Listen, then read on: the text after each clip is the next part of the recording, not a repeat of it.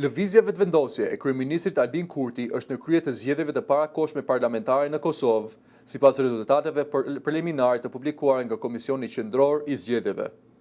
Më rreth 84.55% të vetëvotimeve të numëruara, vetëvendosja ka siguruar 43.72% të votave, që përkthehen në rreth 252.944 vota.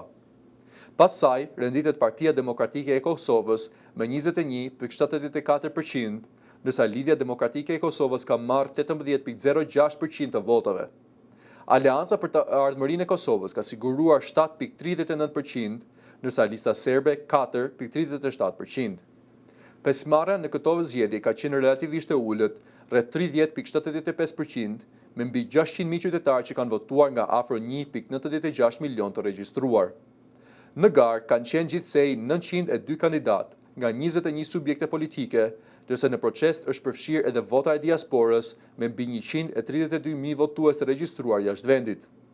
Analistët politik parashikojnë që vetëvendosi të mbetet partia e parë, por asnjë subjekt nuk pritet të arrijë shumicën prej 2/3 që nevojitet për të zgjedhjen e presidentit dhe formimin e një qeverie të qëndrueshme.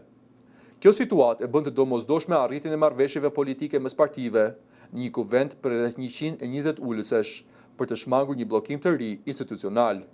Kosova ka kaluar disa procese të njëpasnjëshme zgjedhore në vitet e fundit, ndërsa formimi i institucioneve stabile mbetet sfida kryesore për stabilitetin politik dhe rrugën drejt integrimit evropian.